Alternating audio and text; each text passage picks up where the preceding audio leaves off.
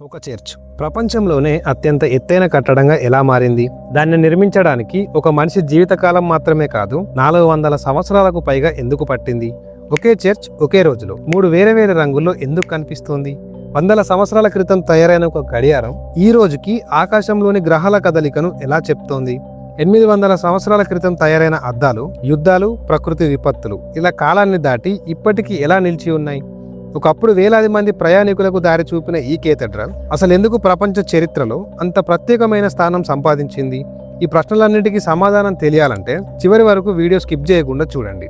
అయితే ప్రపంచాన్ని శతాబ్దాలుగా ఆశ్చర్యపరుస్తున్న ఫ్రాన్స్లోని స్టార్బర్గ్ కేథడ్రల్ గురించి టాప్ 10 మైండ్ బ్లోయింగ్ ఫ్యాక్ట్స్ ఇప్పుడు తెలుసుకుందాం. ఫ్యాక్ట్ నెంబర్ 1, ప్రపంచంలో అతి ఎత్తైన కట్టడం అంటే మనందరికీ బుర్జ్ ఖలీఫా గుర్తొస్తుంది. కానీ ఒకప్పుడు ప్రపంచంలోనే అత్యంత ఎత్తైన కట్టడం ఒక కేథడ్రల్ చర్చ్ అని మీకు తెలుసా? అదే ఫ్రాన్స్లోని స్టార్బర్గ్ కేథడ్రల్. చూడటానికి చాలా అందంగా ఉండే ఈ చర్చ్ గురించి చాలా మందికి తెలియని విషయం ఏంటంటే దీని ఎత్తు 142 మీటర్లు. ఒకప్పుడు ప్రపంచంలోనే అత్యంత ఎత్తైన కట్టడం కూడా ఇదే. దాదాపు 227 సంవత్సరాల పాటు ఈ రికార్డును ఏ భవనం కూడా బ్రేక్ చేయలేకపోయింది. ఇప్పుడు మనకు దీనికంటే ఎత్తైన భవనాలు చాలా ఉన్నాయి. కానీ ఆశ్చర్యపరిచే విషయం ఏంటంటే ఈ చర్చిని నిర్మించిన సమయంలో పెద్ద యంత్రాలు, క్రేన్లు లేవు. అలాగే ఈరోజు మనం ఉపయోగించే మోడర్న్ టెక్నాలజీ కూడా లేదు. అయినా వాళ్ళు నిర్మించిన ఈ అద్భుతం శతాబ్దాల తర్వాత కూడా ప్రపంచాన్ని ఆశ్చర్యపరుస్తూనే ఉంది. అందుకే ఈ చర్చ్ కేవలం ఒక ప్రార్థనా స్థలం మాత్రమే కాదు, ఆ కాలం మనుషుల తెలివికి, నైపుణ్యానికి, అంకిత భావానికి నేటికి నిలిచిన గొప్ప గుర్తు. ఫ్యాక్ట్ నెంబర్ 2, ఇంత అద్భుతమైన చర్చిని చూసిన తర్వాత మీకు సందేహం రావచ్చు, అసలు ఈ చర్చిని నిర్మించడానికి ఎన్ని సంవత్సరాలు పట్టింది అని. దీనికి సమాధానం వింటే మీరు ఇంకా ఆశ్చర్యపోతారు. ఈ కేథడ్రల్ నిర్మాణం 115 సంవత్సరంలో ప్రారంభమై 1439లో పూర్తయింది. అంటే ఈ ఒక్క చర్చి నిర్మించడానికి దాదాపు 424 సంవత్సరాలు పట్టింది. ఇంత సమయం ఎందుకు పట్టిందంటే ఆ కాలంలో ఈ రోజుల యంత్రాలు లేవు కాబట్టి ఒక్కో రాయిని చెక్కి పైకి తీసుకెళ్లి ఎంతో జాగ్రత్తగా అమర్చాల్సి వచ్చేది. అంతేకాదు మధ్యలో యుద్ధాలు, డబ్బు కొరత లాంటి అనేక సమస్యల వల్ల కూడా నిర్మాణ పనులు చాలాసార్లు ఆగిపోయాయి. అయినా వాళ్ళు ఆ ప్రయత్నాన్ని ఆపలేదు. ఒక తరం ప్రారంభించిన పనిని మరో తరం కొనసాగించింది. చివరికి 4 శతాబ్దాల తర్వాత అంటే 1439లో ఈ అద్భుతమైన కేథడ్రల్ పూర్తయింది. అందుకే స్టార్బర్గ్ కేథడ్రల్ కేవలం ఒక భవనం కాదు, ఎన్నో తరాల కళ, కష్టం, పట్టుదలకు నిలిచిన ఒక అద్భుతమైన గుర్తు. ఫ్యాక్ట్ నెంబర్ 3, ఈ చర్చిని దగ్గరగా గమనిస్తే ఇంకొక విచిత్రమైన విషయం కనిపిస్తోంది. ఈ చర్చిని చూస్తే కొన్నిసార్లు లేత గులాబీ రంగులో, మరికొన్నిసార్లు బంగారపు రంగులో కనిపిస్తోంది. అది ఎటువంటి లైటింగ్ ఎఫెక్ట్ వల్ల కాదు, ఈ కేథడ్రల్ మొత్తాన్ని ఓస్గేట్ శాండ్స్టోన్ అనే ఒక ప్రత్యేకమైన గులాబీ రంగు రాయితో నిర్మించారు. ఈ రాయికి ఒక ప్రత్యేకత ఉంది. ఉదయం సూర్యకాంతిలో ఒక రంగులో, సాయంత్రం మరో రంగులో, వర్షం పడినప్పుడు ఇంకో రంగులో కనిపిస్తోంది. అందుకే ఒకే చర్చిని ఒకే రోజు 2 వేరే సమయాల్లో చూస్తే మనకవి 2 వేరే భవనాలు చూస్తున్నట్టు కనిపిస్తోంది. అందుకే స్టార్బర్గ్ కేథడ్రల్ను ప్రపంచంలోనే అత్యంత అందమైన గోతిక్ ఆర్కిటెక్చర్ కలిగిన చర్చిల్లో ఒకటిగా భావిస్తారు. అందుకే ఈ చర్చ్ కేవలం తన ఎత్తుతోనే కాదు, తన అందంతో కూడా ప్రపంచవ్యాప్తంగా ప్రత్యేక గుర్తింపు సంపాదించింది. ఫ్యాక్ట్ నెంబర్ 4, ఈ కేథడ్రల్లోకి వెళ్ళిన ప్రతి ఒక్కరూ ఒక చోట మాత్రం కాసేపు ఆగిపోతారు. ఎందుకంటే అక్కడ కనిపించేది ఒక సాధారణ గడియారం కాదు, అదే ప్రపంచాన్ని ఆశ్చర్యపరిచే ఆస్ట్రోనామికల్ క్లాక్.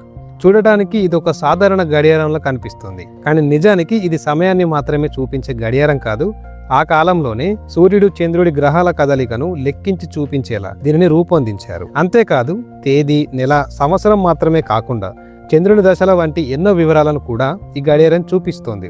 ఇది తయారైన సమయంలో కంప్యూటర్లు, ఎలక్ట్రానిక్స్, డిజిటల్ టెక్నాలజీ కూడా లేదు. అయినా కేవలం గేర్లు, చక్రాలతో కూడిన యంత్రిక వ్యవస్థతో ఇంత అద్భుతమైన గడియారాన్ని రూపొందించడం నిజంగా ఆశ్చర్యమే. అందుకే ఈ ఆస్ట్రోనామికల్ క్లాక్ ను చూడటానికి ప్రతి సంవత్సరం ప్రపంచ నలుమూలల నుంచి లక్షలాది మంది స్టార్బర్గ్ కేథడ్రల్ కు వస్తుంటారు. ఫ్యాక్ట్ నెంబర్ 5, ఈ చర్చిలోకి అడుగు పెట్టగానే అందరి దృష్టిని ఆకర్షించే మరో అద్భుతం ఉంది. అదే స్టెయిన్ గ్లాస్ విండోస్. మొదటి చూపులో ఇవి కేవలం రంగు అద్దాల్లా కనిపిస్తాయి, కానీ నిజానికి ప్రతి అద్దం ఒక కథ చెప్తోంది. ఈ అద్దాలపై బైబిల్లోని ఎన్నో సంఘటనలు, యేసుక్రీస్తు జీవితంలోని ముఖ్యమైన ఘట్టాలు, వివిధ సంతుల చిత్రాలను ఎంతో అందంగా రూపొందించారు. ఇందులో ఆశ్చర్యకరమైన విషయం ఏంటంటే ఈ కిటికీల్లో కొన్ని 13వ శతాబ్దంలో తయారైన అద్దాలు కూడా ఉన్నాయి. అంటే దాదాపు 800 సంవత్సరాలుగా అవి ఇప్పటికీ భద్రంగా ఉన్నాయి. ఇన్ని యుద్ధాలు జరిగాయి, ఎన్నో ప్రకృతి విపత్తులు కూడా వచ్చాయి, శతాబ్దాలు గడిచిపోయాయి.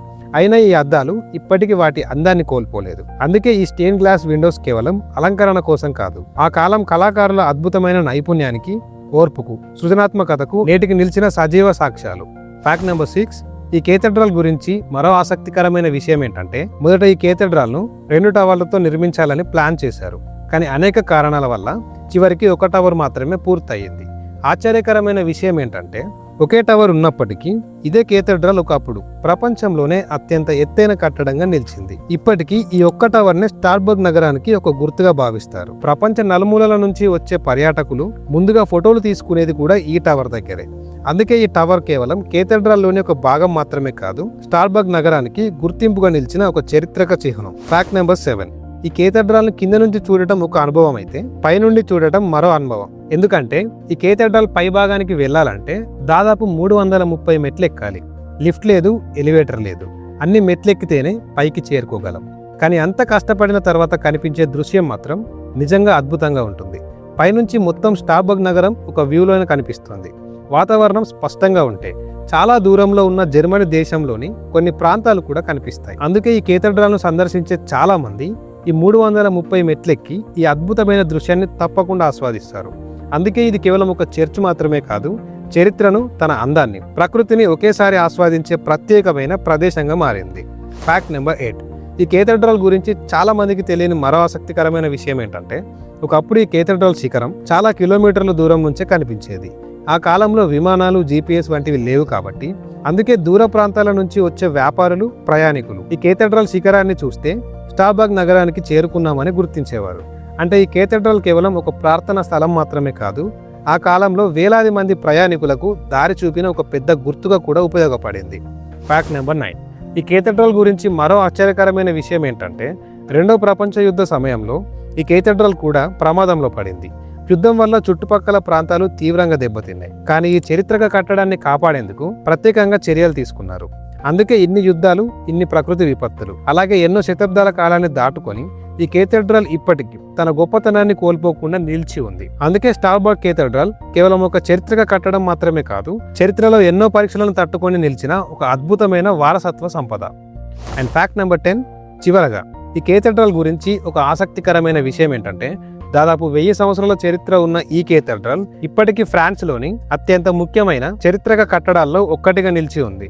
ఇన్ని శతాబ్దాలు గడిచినా ఇది తన అందాన్ని, తన గొప్పతనాన్ని ఏమాత్రం కోల్పోలేదు. ప్రతిరోజు వేలాది మంది పర్యాటకులు ఈ అద్భుతాన్ని తమ కళ్ళారా చూడటానికి ఇక్కడికి వస్తుంటారు. అందుకే స్టార్బర్గ్ కేథడ్రాల్ కేవలం ఒక చర్చ్ మాత్రమే కాదు, చరిత్ర, కళ, ఇంజనీరింగ్, మానవ ప్రతిభ ఈ 4 కలిసిన ఒక అద్భుతమైన కళాకాండం. అందుకే ప్రపంచంలోని అత్యంత గొప్ప కేథడ్రల్స్ గురించి మాట్లాడినప్పుడు స్టార్బర్గ్ కేథడ్రాల్ అనే పేరు తప్పకుండా వస్తుంది. దాదాపు 1000 సంవత్సరాల క్రితం మనుషులు నిర్మించిన ఈ అద్భుతం ఇప్పటికీ ప్రపంచానికి ఒక సందేహాన్ని ఇస్తుంది.